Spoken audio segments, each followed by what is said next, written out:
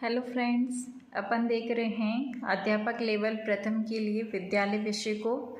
और इसी कड़ी में हम हिंदी सब्जेक्ट में शब्द ज्ञान और संधि टॉपिक को कंप्लीट कर चुके हैं। अगर आपने अभी तक शब्द ज्ञान वाले जो टॉपिक है संज्ञा, सर्वनाम, विशेषण, क्रिया, क्रिया विशेषण, अगर इनका आपने अध्ययन नहीं किया है तो आप चैनल पर प्लेलिस्ट बनी हुई है रीट मेन एग्ज़ाम हिंदी, उसमें जाकर के आप इनकी स्टडी कर सकते हैं। ठीक है फ्रेंड्स, और संधि टॉपिक जो है वो भी कंप्लीट हो गया है, तो पार्ट वाइज आप इसकी भी क्लासेस देख लेंगे। 6 से 7 पार्ट इसके बने हुए हैं, लास्ट पार्ट में इसके क्वेश्चंस भी करवाए हुए हैं, तो आप उन क्लासेस को ज़रूर देखिए फ्रेंड्स। ठीक है, आज हम नेक्स्ट जो हमारा थर्ड टॉपिक है समास वाला, उसे हम शुरू करने जा रहे हैं। ठीक है, तो आप साथ साथ में पढ़ते रहिए और अपने नोट्स आप बनाते रहिए, और कुछ ही दिनों में हम ये जो बाकी 4 टॉपिक है उनको भी कंप्लीट कर लेंगे। ठीक है फ्रेंड्स, तो अभी हम देखते हैं समास टॉपिक को। ठीक है, तो चलिए शुरू करते हैं अपनी क्लास। समास, सबसे पहले हम इसका अर्थ देख लेते हैं। अर्थ, जो समास शब्द होता है उसका अर्थ होता है संक्षिप्त, यानी कि छोटा रूप लिख देना। जब हम एक बड़े शब्द का छोटा रूप लिख देते हैं तो वो होता है समास। ठीक है, और इसका अगर हम विच्छेद करें सम प्लस आस, तो इसमें कौन सी संधि हो रही है? देखो पीछे म आ रहा है, म में हलंत आ रही है ना। तो हमने देखा था कि जिसमें व्यंजन वर्ण आते हैं और पीछे स्वर भी आ सकता है, तो जब उनका योग होता है तो कौन सी संधि बनती है? व्यंजन संधि बनती है।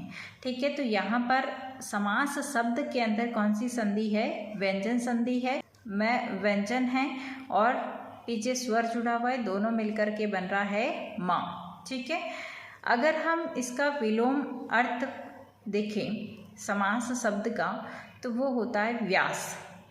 व्यास का मतलब होता है विस्तृत। ठीक है, समास का मतलब हमने क्या पढ़ा है? अर्थ में संक्षिप्त पढ़ा है, तो इसका अपोजिट क्या हो जाएगा?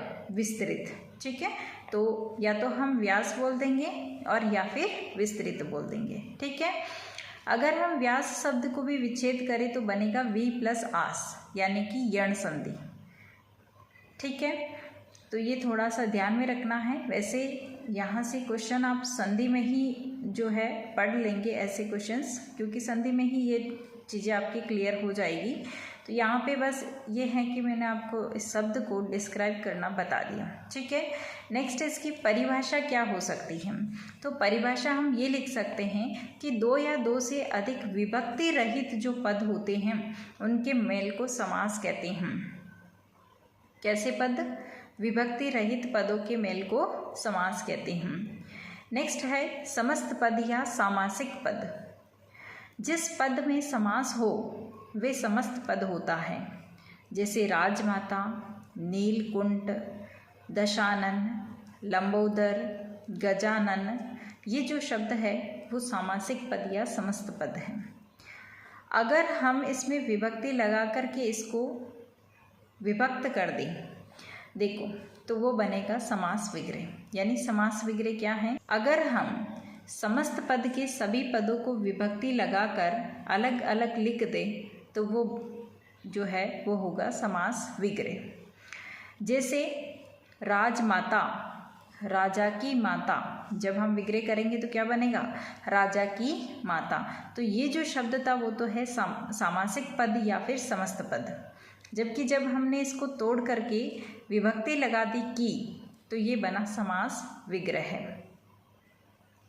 अब कुछ इसके नियम हैं। पहला नियम है, समस्त पद बनाते समय यदि 2 पदों के बीच संधि की संभावना अगर हो रही हो तो अनिवार्य रूप से हमको संधि कर देनी चाहिए। यानी कि जब आप पद बना रहे हैं इस तरह के विग्रह से, समास विग्रह से अगर आप समस्त पद बना रहे हैं, ठीक है, और अगर वहाँ पे बीच में आपको लग रहा है कि संधि बन सकती है ना, संधि पद बन सकता है, तो आपको ऐसा कर देना चाहिए। जैसे कि शीत और आतप। अब आपको पता है कि ये आ जो वर्ड है जब आप इसमें मिलाएंगे तो त का क्या बन जाएगा? ता। बनेगा कि नहीं। तो आप इसको कैसे लिखेंगे, शीत प्लस आतप, है ना, तो इसको आप शीतातप लिखेंगे। ठीक है, ऐसे भी लिख सकते हैं अलंत लगा करके आतप। तो ये है कि जब आप इसमें जो मात्रा है एक तरह से वो आपको इसमें लगा देनी है। ठीक है, तो ये बनेगा समस्त पद। दूसरा इसका नियम ये है कि जब आप विग्रह कर रहे हैं तो मूल शब्दों के स्थान पर आप पर्यायवाची शब्द जो है उसको प्रयुक्त नहीं कर सकते हैं। जैसे अगर आपको दिया है दशानन, तो अब आपको पता है कि आप जब 10 लिखते हैं तो द ऐसा आता है और स जो है वो सड़क वाला आता है, लेकिन यहाँ पे आपको कौन सा दिया है, सलगम वाला दिया है। तो आपको विग्रह करते समय आपको सलगम वाला ही लिखना है, आप दूसरा नहीं लिख सकते हो।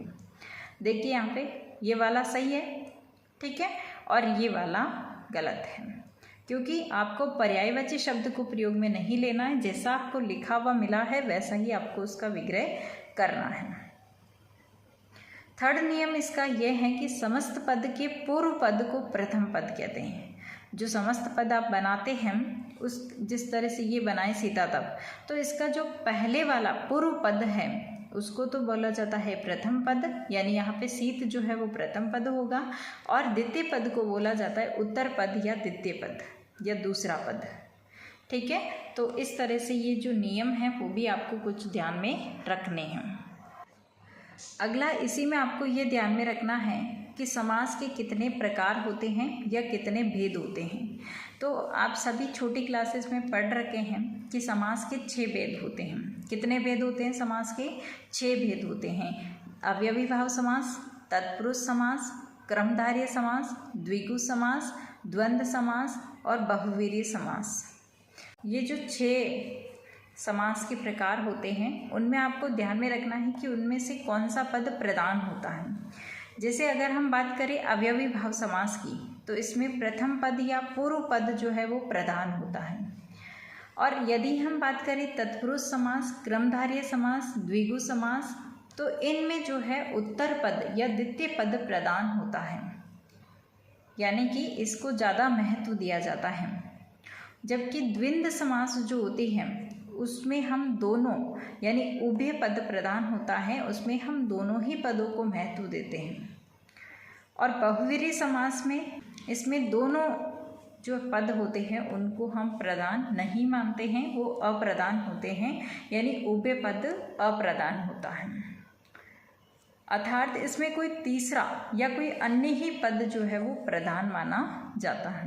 ठीक है, नेक्स्ट है इसमें एक पॉइंट आता है समास की शक्ति, यानी कि आप जिस प्रकार का समास विग्रह कर रहे हैं उसी के आधार पर उसमें समास देखा जाता है।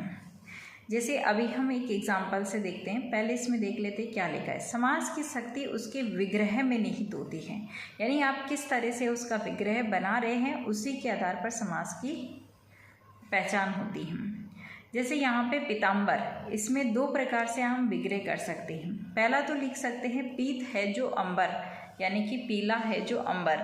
तो इसमें इस तरह का जब हम विग्रह करेंगे तो उससे बनेगा क्रमधारय समास। पित है अंबर जिसके वह, तो यहाँ पर बनेगा बहुव्रीहि समास। तो हुआ कि नहीं समास की शक्ति के आधार पर समास के प्रकार हुआ ना, यानी कि हम विग्रह किस प्रकार से कर रहे हैं उसी के आधार पर उसमें समास निकाला जाता है। ऐसा ही एक एग्जाम्पल और बताया हुआ है गण श्याम का। अगर हम इसका विग्रह इस प्रकार से करते गण और श्याम, तो इसमें हम द्वंद्व समास लगाएंगे। लेकिन अगर विग्रह इसका घन के जैसा श्याम, तो इसमें हम क्रमधारय समास लगाएंगे। और ठीक इसी प्रकार से अगर हम इस तरह से करें घन के जैसा श्याम है जो वह, तो ये बहुव्रीहि समास होगा। तो इस प्रकार से समास की शक्ति जो है, यानी कि समास का प्रकार जो है वो उसके विग्रह पर निर्भर करता है। ठीक है फ्रेंड्स, क्लास लंबी हो जाएगी इसलिए हम इसमें इतना ही पढ़ेंगे, आपको नोट्स बनाने में और टाइम लगेगा। तो नेक्स्ट क्लास में हम इसके जो प्रकार है उनको विस्तार से पढ़ेंगे। पहला आपका अव्ययी भाव समास है उसको देखेंगे, और देन उसके बाद में जो इसके 5 प्रकार है उनको भी हम डिस्कस कर लेंगे। ठीक है फ्रेंड्स, तो आप पढ़ते रहिए अच्छे से और इनको समझते रहिए, फैक्ट को, और प्रैक्टिस लगाते रहिए, तो आपकी अच्छी तैयारी हो जाएगी। ठीक है फ्रेंड्स, तो आज के क्लास में तो हम इतना ही पढ़ पाएंगे फ्रेंड्स। मिलते हैं नेक्स्ट क्लास में इसी टॉपिक के साथ में। तब तक के लिए thanks for watching this video. जय हिंद, वंदे मातरम।